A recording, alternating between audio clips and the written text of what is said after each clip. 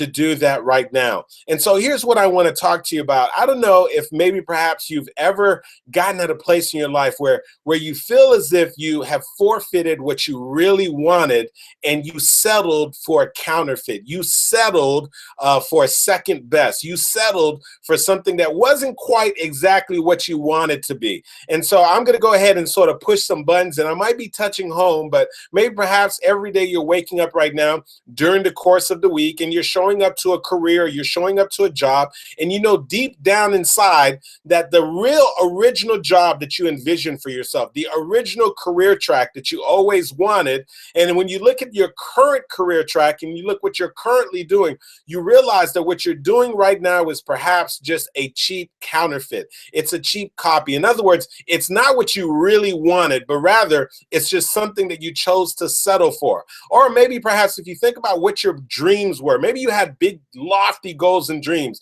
You wanted to become an entrepreneur. You wanted to become an author. You wanted to be able to make an impact utilizing your voice. Or maybe perhaps you always wanted to use a gift, a skill, a talent that you have to be able to really be able to launch yourself forward and have a career doing something that you really always wanted to do.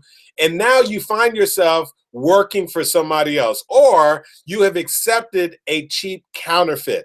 And the reason why I bring that up is because what I realize is that most of us, unfortunately, when we look at our lives, when we look at our relationships, when we look at our goals and our dreams and the things that we're pursuing, a lot of times they're not exactly what it is that we envision for ourselves. And it's okay if you've decided to change what that vision is for yourself. But let me tell you what's not okay. What's not okay is when you still have this big, massive dream and goal in your mind. What's not okay when you know deep down in your heart that there is something else that you've been wanting to do, that you've been meaning to do, and yet and still you've accepted and you've allowed yourself to really settle, or you've accepted really just a counterfeit. You've accepted a duplicate.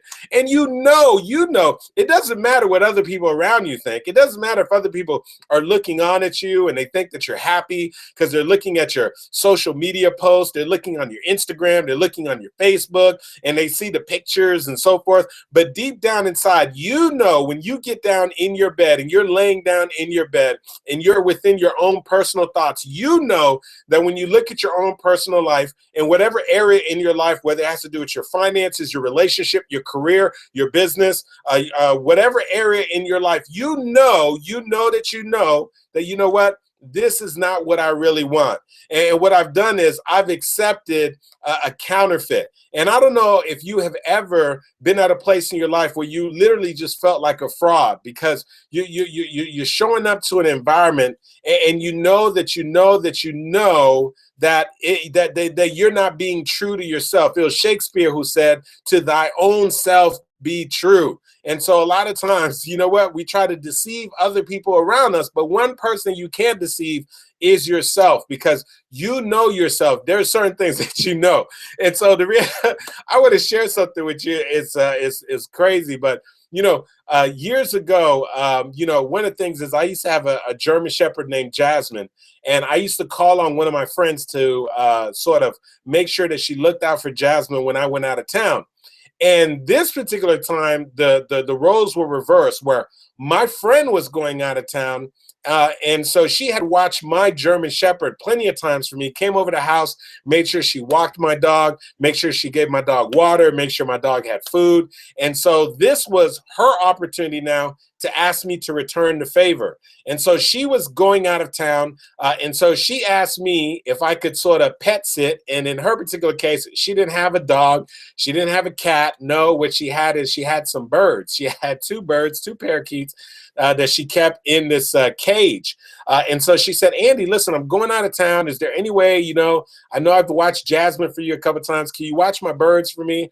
And I'm thinking to myself, you kidding me? I mean, how difficult could it be to watch some birds? I was like, yeah, just tell me what I need to do.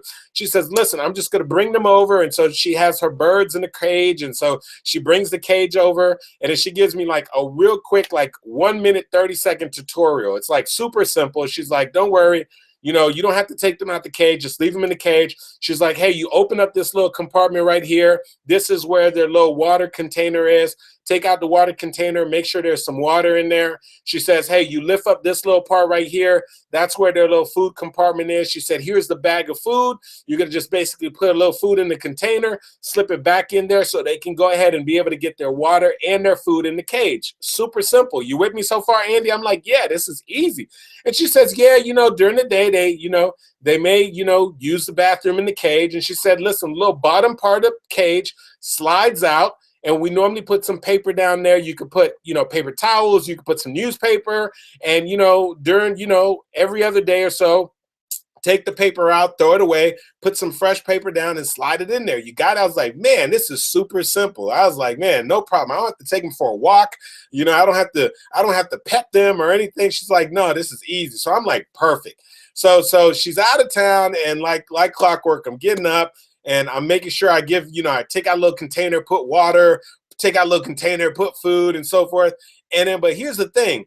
For those particular days, I was working from home and I had no idea that these particular birds made a whole lot of noise. So during the day, they're like chirping and singing and chirping and singing and chirping and singing.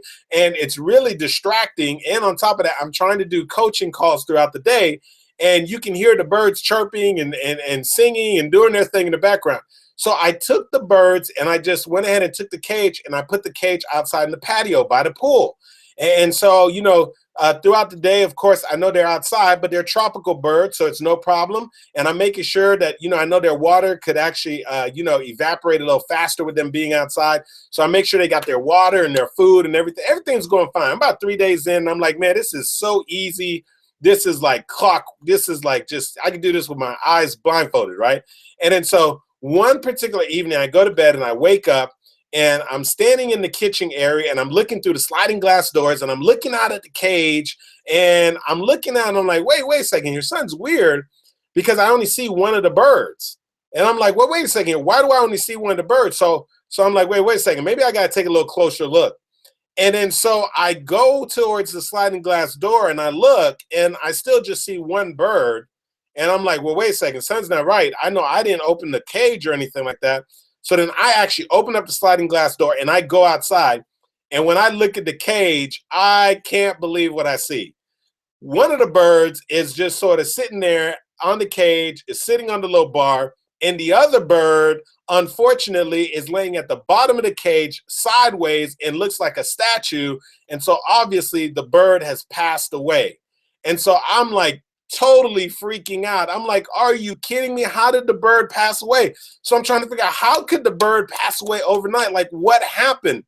And then I'm sort of making phone calls to other people that I know that have birds and so forth. I'm like, listen, I've been taking care of these birds. I give them water. I give them food.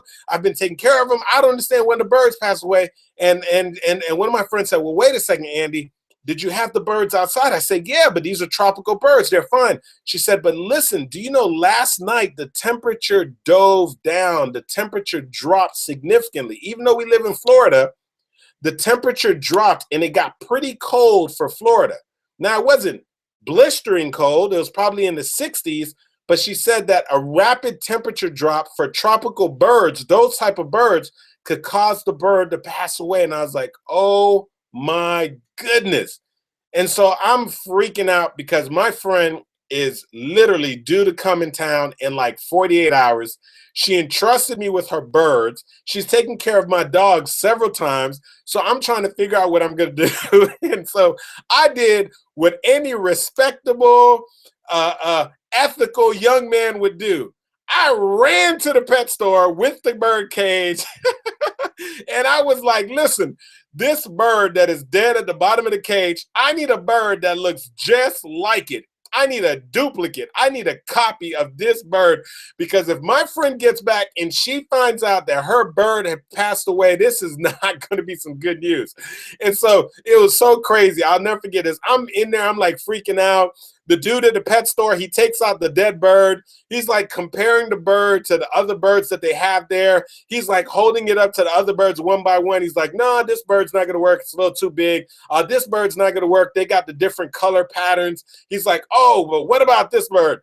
And then he holds up this bird, and he holds up and he's showing me the bird that passed away. And he's saying, man, look at this one. And we're looking, man, the feathers look just about the same. The patterns are just about the same. The size is just about the same. And so right away, I'm like, listen, I'll take that bird. And so I'm like driving home. I'm feeling so guilty right now. I got my duplicate bird, my counterfeit bird, and I'm like hoping that she's not going to realize it.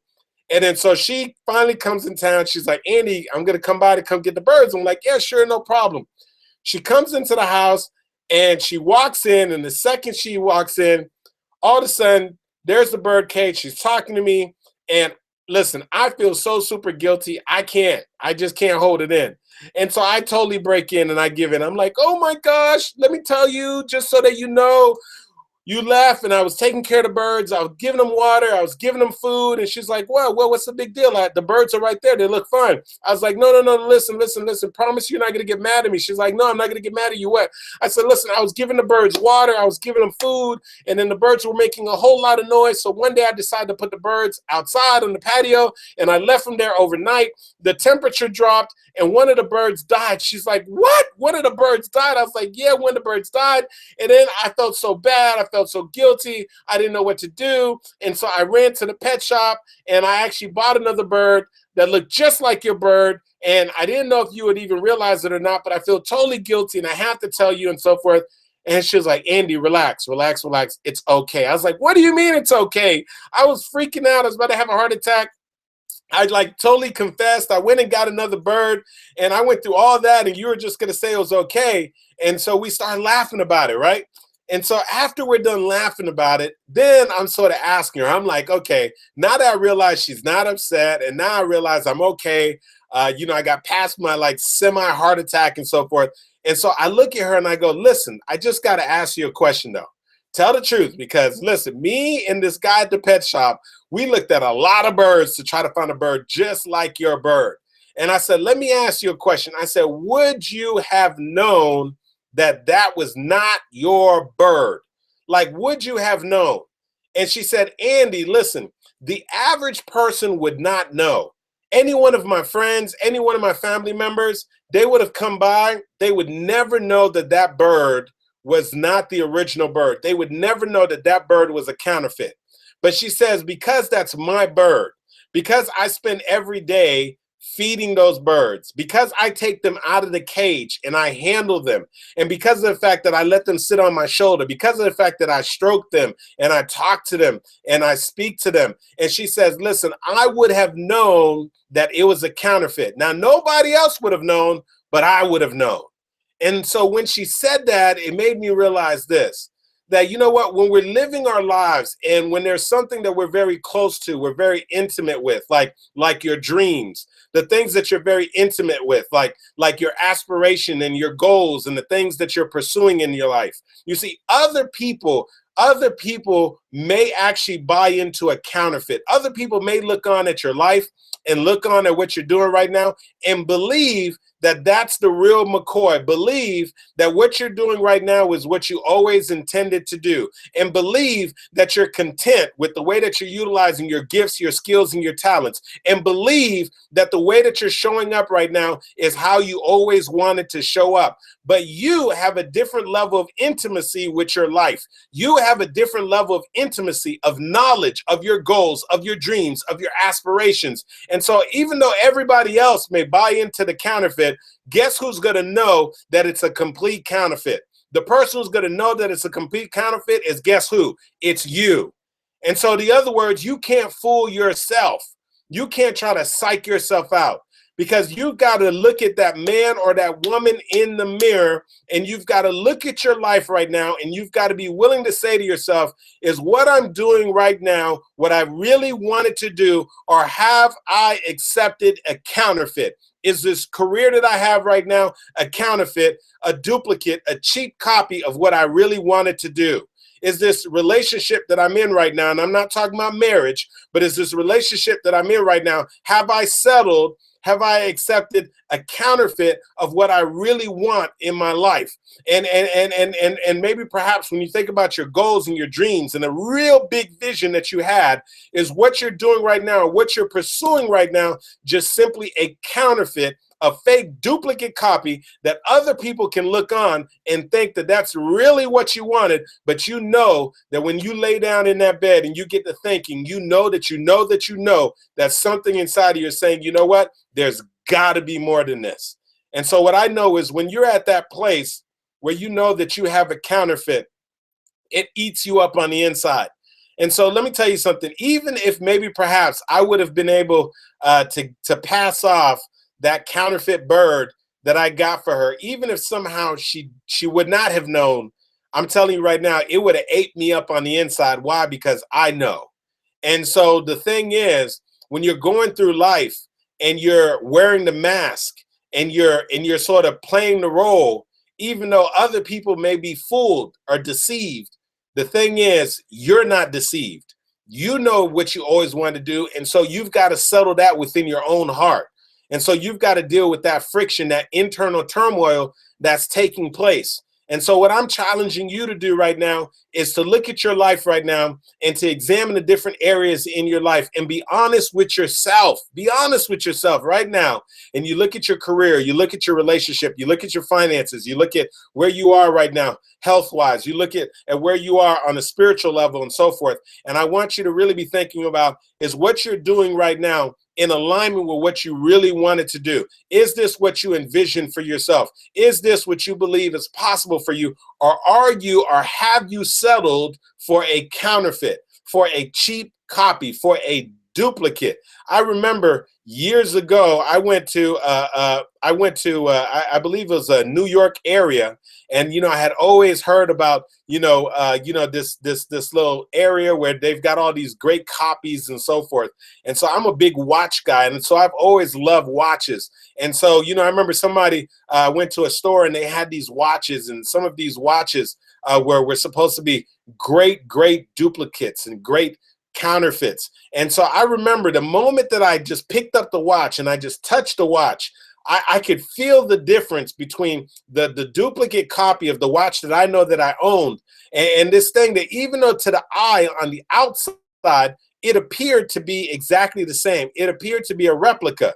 But because I know what the real thing felt like, the moment that I touched it, the moment that I handled it, the moment that I got a little more intimate with it, I realized that it was a counterfeit, that it wasn't what I really, it wasn't the real deal, it wasn't the real McCoy.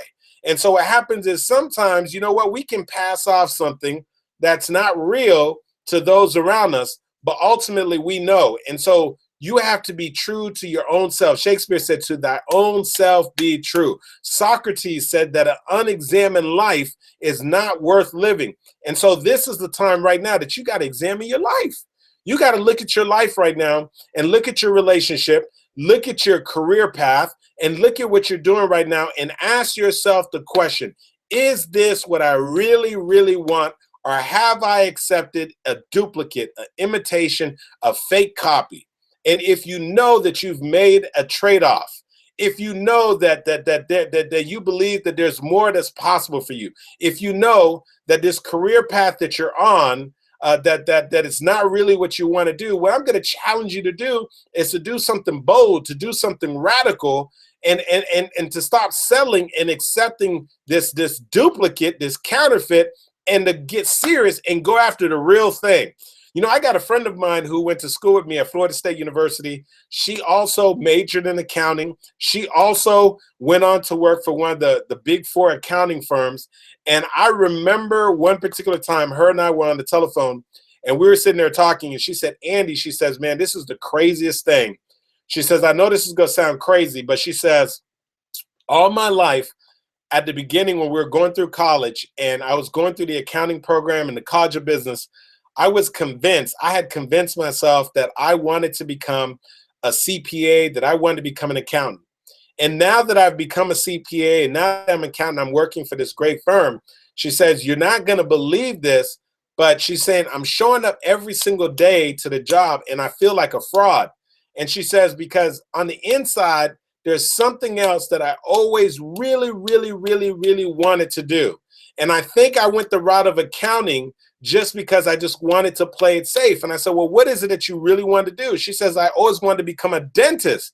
I was like, are you kidding me? A dentist? I was like, wow, that's awesome.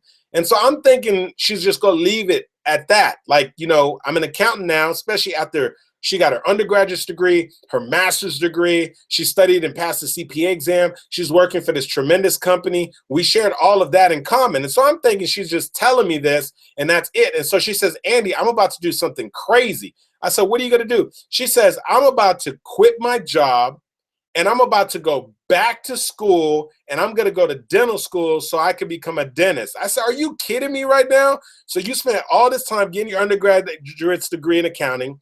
You got your master's degree in accounting. You studied for the CPA exam. You're working for this large corporation. Now you're about to quit your job and go back to school and not do something in finance and business and so forth. But now you're about to go and try to become a dentist? Are you kidding me? She said, yeah. And listen, I remember watching her first go through this process, and I'll never forget this. Sure enough, years later, I'm looking at her graduation pictures. She graduates, finished her residency, and now, last time I spoke to her, she says, Andy, this is what I always wanted to do. She said accounting was just that cheap duplicate for her. Accounting was that counterfeit for her. That's not what she really wanted to do. What she always really wanted to do was to become a dentist. But she bought into a conversation that someone told her, and then she decided to just change path. And sometimes when you want to go from living a counterfeit life, when you want to go from just going down one path that you know is not really the path that you want for yourself, you have to be willing to do something radical. For my friend, it was pretty radical. That was pretty crazy to spend that much time getting your undergraduate degree, graduate degree in accounting, studying for the CPA exam, passing, working for a large company, and then deciding to go back to school to become a dentist. That's pretty crazy. That's pretty radical. But sometimes that's what you got to do to be able to walk away from something that is just a cheap imitation and something that is just basically a duplicate, a counterfeit, and for you to go after your real goal, your real dream, and your real destiny. And so here's what I know. Most people may not be able to look at your life and examine the different areas of your life and be able to call out the areas in your life in which you're being a counterfeit, the areas in your life where you've decided to play it safe, the areas in your life where you've traded in a big dream for a little teeny goal, a little teeny dream. But the one person that does know is you. And so I want to challenge you right now to, number one, to first examine your life, to look at your life right now and to examine the different areas in your life and be honest with yourself and say, where have I settled? Where have I accepted a counterfeit? Where have I I've allowed life to hand me a duplicate copy, a fake copy of what I really wanted?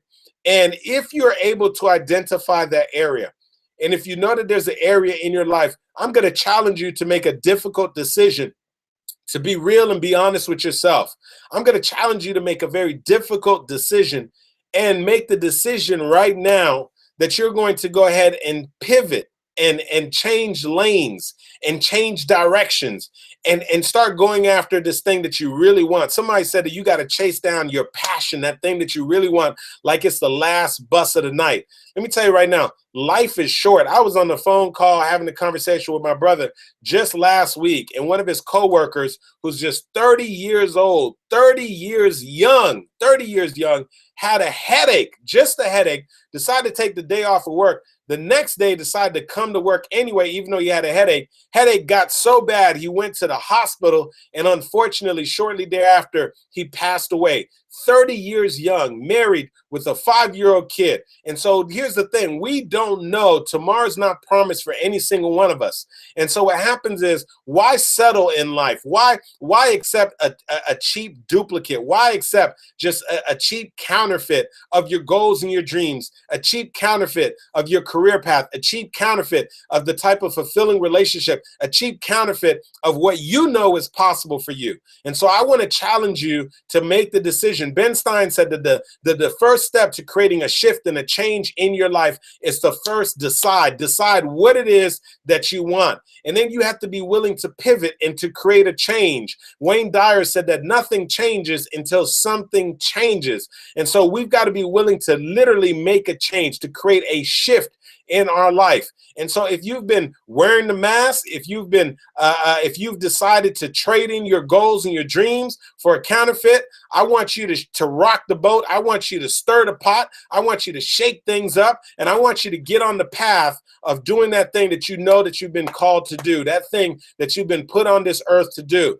Because none of us were put here to just simply go through life to just take it easy. None of us were put here to go through life to just simply just try to get by. None of us were put here to just try to play it safe. And so what I'm asking you to do is get out of your comfort zone, stop making the trade-off, stop accepting a cheap duplicate, a cheap copy, and go after what's yours. Go after what has your name on. Go after what's been handcrafted and has your name written all over it, that you have to be willing to put your stake down and claim this thing so that you can make this thing happen.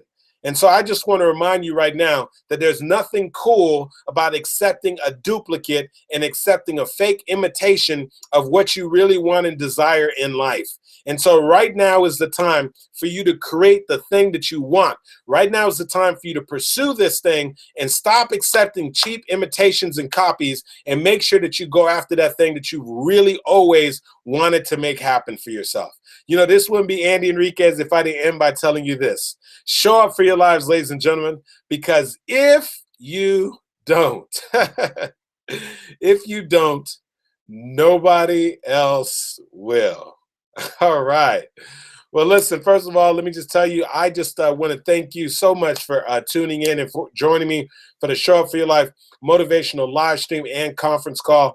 And for those of you who are tuning in right now, if you are in the South Florida area, I just want to remind you that I am going to be one of the featured authors at the South Florida Book Festival and Literacy Conference, which is taking place during the course of both tomorrow and Saturday. So tomorrow evening, there is going to be a meet and greet where you have an opportunity to come out and meet me and some of the other authors, get to learn a little more about our books and what we're doing, and see if maybe perhaps be able to get something that's going to inspire you, entertain you, or whatever reason you like to pick up your books. And then Saturday, there's going to be various workshops and sessions that are taking place. And my workshop is going to be from 3 o'clock to 4 o'clock this Saturday. And it's actually free for you to actually be able to register.